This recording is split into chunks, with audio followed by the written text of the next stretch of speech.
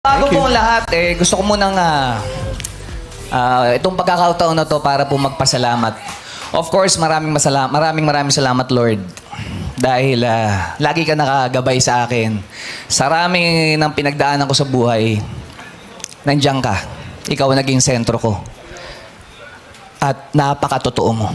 Kaya maraming salamat. And of course, maraming salamat po sa RTC Taguig Branch 153, kay Judge Ben at sa lahat po ng staff ng court sa ibinigay niyo pong justice sa akin na matagal ko na pong pinagdadasal. Salamat po ng marami.